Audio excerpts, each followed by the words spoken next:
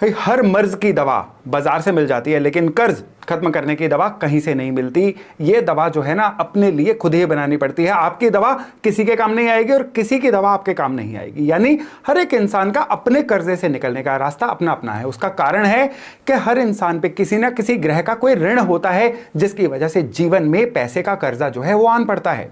अगर आपको ये कॉन्सेप्ट समझ आ जाए, अगर आपको पैटर्न समझ आ जाए ना, कोई ग्रहों का ऋण आप पे किस तरह से है, तो उनसे निकलने का रास्ता भी आपको बड़ी आसानी से मिल जाएगा। और मैं आज आपसे ये वादा करता हूं कि इस वीडियो को देखने के बाद आपको अपने ग्रहों के कर्जे का पैटर्न 100% समझ में आ जाएगा। यानी अगर आपको ग्रहों का पैटर्न समझ में आ गया ना, तो 100% आपको अपने कर्जे से निकलने का रास्ता आज मिलने जा रहा है। नमस्ते, मेरा नाम है योगेश शर्मा। स्वागत है आपका happy life with Yogesh Sharma में। दोस्तों, इस वीडियो में आगे बढ़ने से पहले एक विनम्र निवेदन कि अगर अभी तक आपने अपने इस चैनल को सब्सक्राइब नहीं किया है ना, तो कृपया सब्सक्राइब जरूर करिएगा और बेल बटन दबाना बिल्कुल मत भूलिएगा।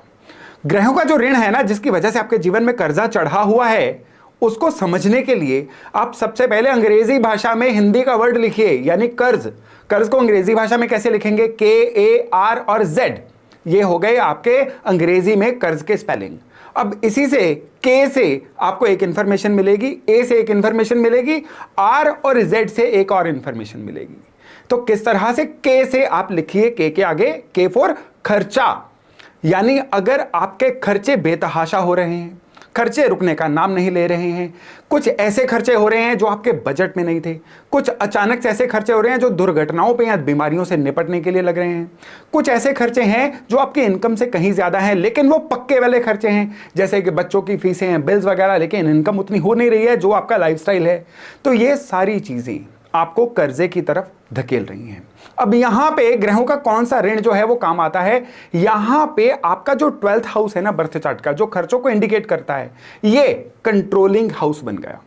यानी अगर आपके बर्थ चार्ट में आपके 12th हाउस में कोई खराबी है, तो ये एक तरह का आपका कर्जा है जो आपको चुकाना पड़ेगा। यानी जो भी प्लैनेट 12th हाउस को खराबी दे रहे हैं ना, अब वो प्लैनेट आपको शांत करने हैं।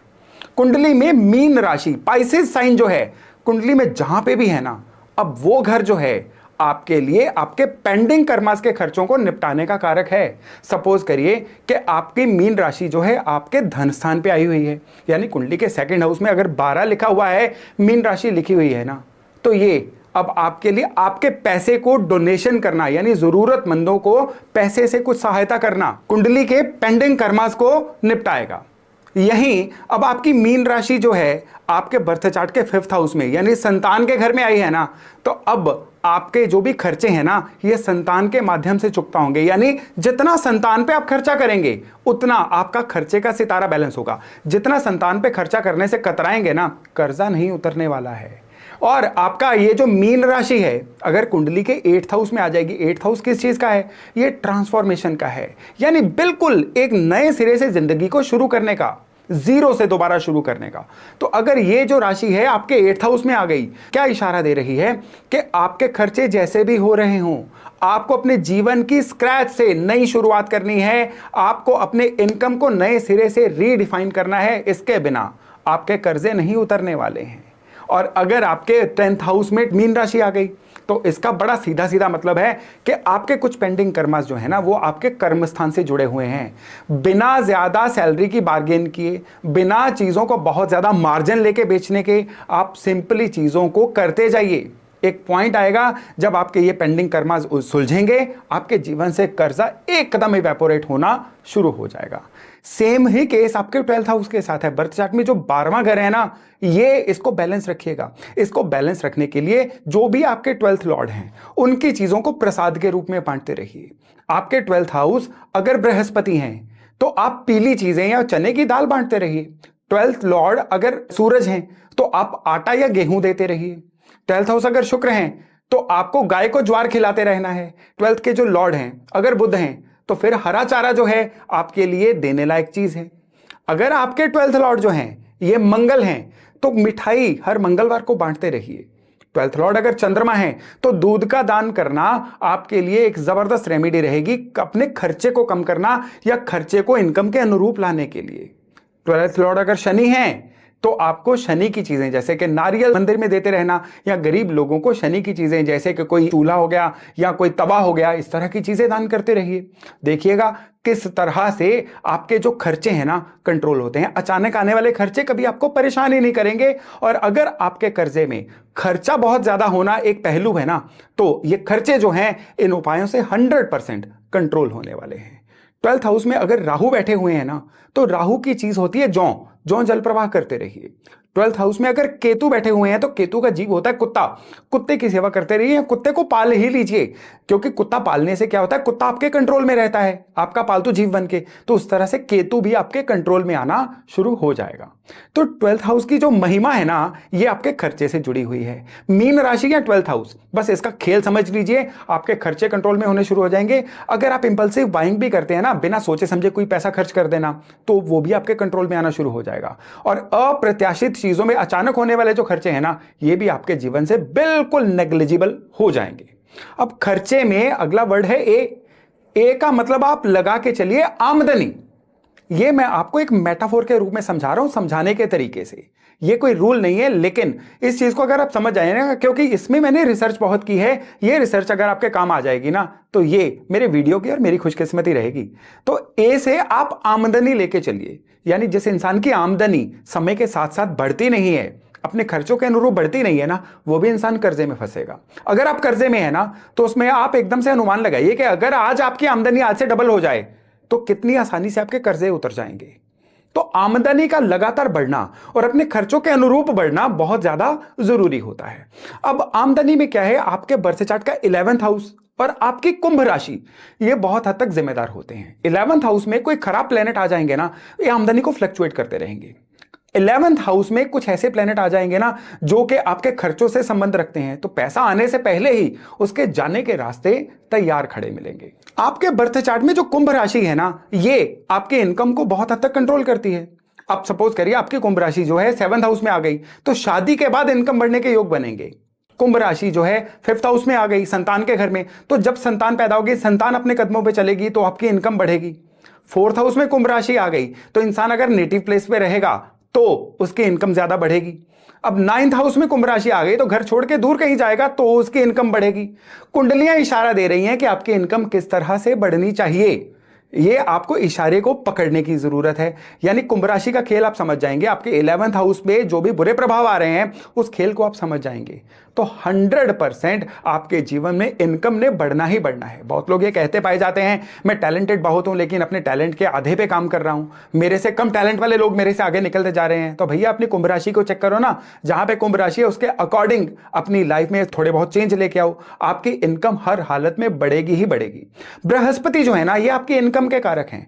बृहस्पति आपके बर्थ चार्ट में जहां पे भी हैं, वहां से छठे, वहां से 8वें, वहां से 12वें कोई भी प्लेनेट होगा ना, वो प्लेनेट अगर तो अच्छा होगा फिर तो ठीक है, अगर वो प्लेनेट बृहस्पति के दुश्मन हुए तो ये आपके बृहस्पति को कमजोर करेंगे और बदले में आपकी इनकम को बढ़ने नहीं देंगे। जब जब इनकम बढ़ेगी, या नौकरी छूट जाएगी, या व्यापार बंद हो जाएगा, या कोई ऐसा संकट आन पड़ेगा, या कोई जुर्माना लग जाएगा, या कोई केस डल जाएगा जिससे आपकी बढ़ी हुई इनकम के फिर से ब्रेक लग जाए, तो आपके बर्थ चार्ट में बृहस्पति का इन टेंशन से फ्री होना बड़ा जरूरी है। यह है उस बृहस्पति का कर्जा जो आपको चुकाना है ताकि आपकी इनकम बढ़े। तो अगर आपकी इनकम आपके साधन अनुसार, आपके टैलेंट अनुसार, आपकी मेहनत के अनुसार नहीं बढ़ रही है, तो सबसे पहले अपने बृहस्पति को सही करिए। जेनेरिक तरीका बृहस्पति को सही करने का, मंदिर में केले अर्पण करके आते रहिए हर संडे। और दूसरा जेनेरिक तरीका है कि आपको हर गुरुवार को केले के पेड़ के नीचे एक चने की दाल एक मुट्ठी भर रख के आनी है।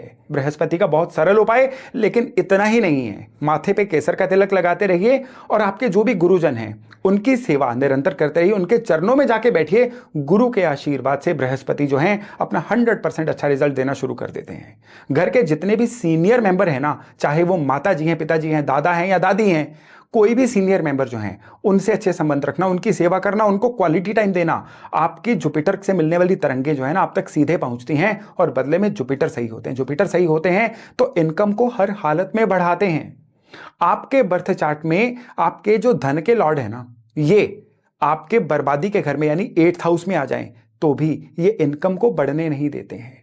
आपको ये बेसिक चीजों का ध्यान रखना है कि आपके कुंडली में ग्रहों का कर्जा कौन सा है जिसकी वजह से आपके ऊपर धन का कर्जा आ रहा है। ये मैं कुछ आपको पॉइंटर्स बता रहा हूं, ये पॉइंटर्स जो है ना बड़े वजनदार पॉइंटर्स हैं।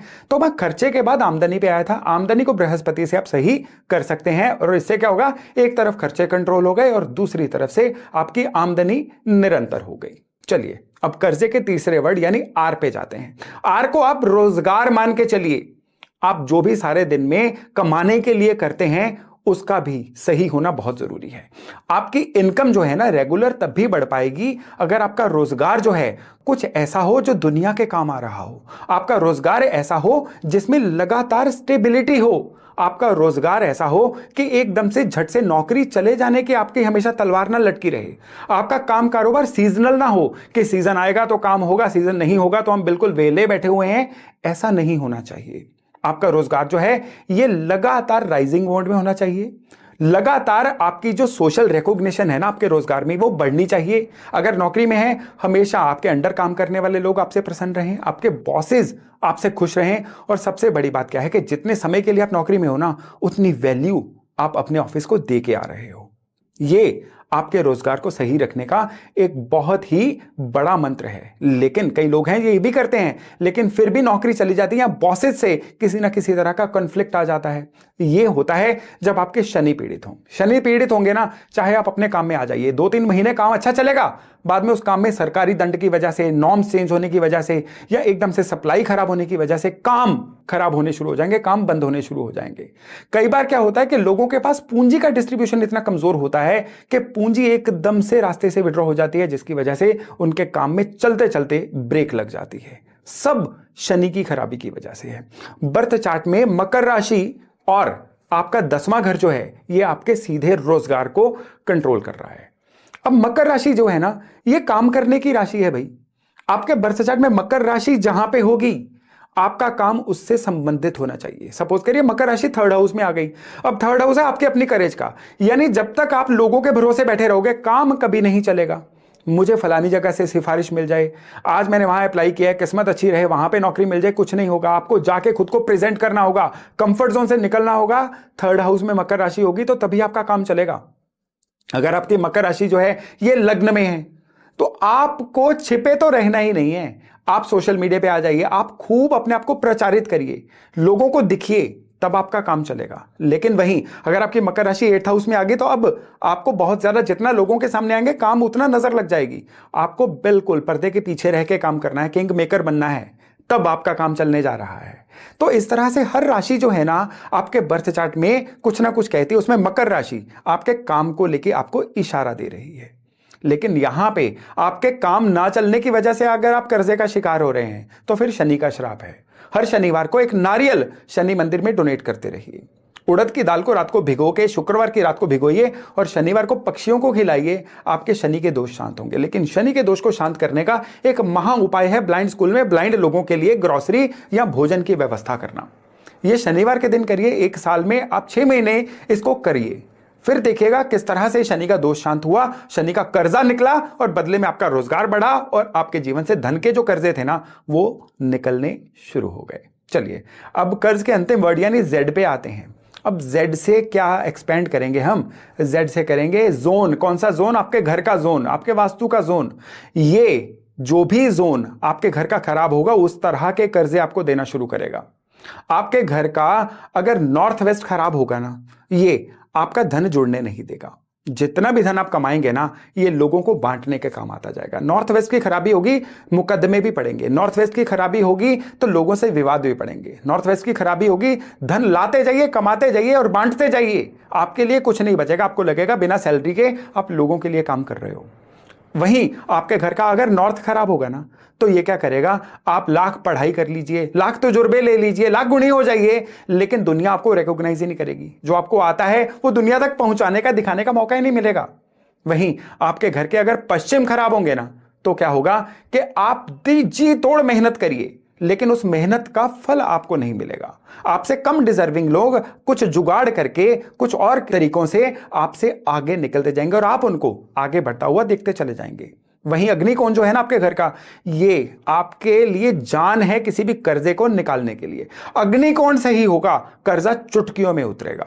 अग्निकोण खराब होगा तो आपका जो कर्जा है ना, ये क्या होगा कि एक कर्जे को चुकाने के लिए दूसरा कर्जा आपको लेने की जरूरत पड़ जाएगी। अग्निकोण में आपको गलती से भी नीला रंग नहीं करना है। अग्निकोण में गलती से भी आपको पानी या पानी जैसा कोई ऑब्जेक्ट नहीं रखना है।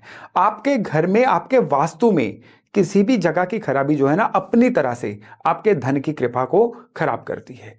पूर्व दिशा अगर आपकी खराब होगी ना, तो सबसे ज्यादा दिक्कत कहां पे आएगी आपको? आपके घर का ईस्ट खराब होने पे आप उतने लोगों से अपने संबंध या नेटवर्किंग नहीं बना पाएंगे। क्योंकि देखिए, तरक्की तो समाज से आनी है, तरक्की मिलेगी, धन आएगा, धन आएगा तो कर्जा उतरेगा। तो ऐसे लोग क्या होते हैं कि अपने आप में मस्त रहते हैं। जहां पे कोई सोशल गैदरिंग होती है वहां पे जाते नहीं है, या फिर सोशल गैदरिंग पे जाएंगे तब जाएंगे जब तक सारे लोग जाके निकल चुके होते हैं। ये नए लोगों से मिलने से घबराते हैं जिनके घर की ईस्ट खराब होती है। इनके घर पे कोई गेस्ट भी आ जाए ना, तो भी इनके माथे पे बल पड़ जाते हैं कि ये आया ही क्यों है। और जिन लोगों के कुंडली में साउथ खराब होते हैं तो क्या होता है, वो वायदा नहीं निभा पाते हैं।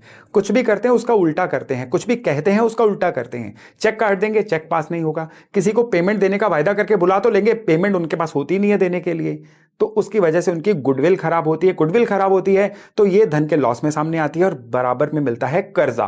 कर्जा लेने के लिए इनसे जो मर्जी कहलवा लो, उस समय पे झूठे वायदे करके भी कर्जा ले लेंगे, लेकिन बाद में ना ईएमआई दी जाएगी उनसे, ना ही कर्जा चुकता किया जाएगा। तो घर के वास्तु में मैं पिछले कई वीडियोस में वास्तु के बैलेंसिंग की टेक्निक्स आपको बता चुका हूं, वो आपको फॉलो भी करनी है। लेकिन आज आपको बता रहा हूं कि कर्जा अगर आपका बढ़ रहा है तो उसके पीछे कौन सी ऊर्जाएं काम कर रही हैं। तो KARZ, इसके आगे K फॉर खर्चा, A फॉर आमदनी, R फॉर रोजगार और Z for the zone responsible for the decay of money. आप इन चीजों को नोट करके रखिए, अपने जीवन पे इनको अप्लाई करिए, एक कागज पे लिख के रखिए कि इस संदर्भ में आप कहां पे खड़े हैं। 100% आपको अपनी समस्याओं का जवाब भी मिलेगा, क्यों समस्याएं आ रही हैं, और जो मैंने अभी उपाय दिए हैं ना, उनसे आपको कर्जे के दलदल से निकलने का रास्ता भी मिलेगा। तो दोस्तों, मैं आशा करता हूं इससे आप जरूर लाभ लेंगे, या इस वीडियो को उससे शेयर करेंगे जो एक्चुअली इस वीडियो को देख के अपने कर्जे से निकल पाए। तो चलिए, आज की जानकारी यहीं तक। बहुत जल्द हम मिल रहे हैं एक नए टॉपिक, एक नए विषय के साथ। तब तक अपना खूब ध्यान रखिएगा। नमस्कार।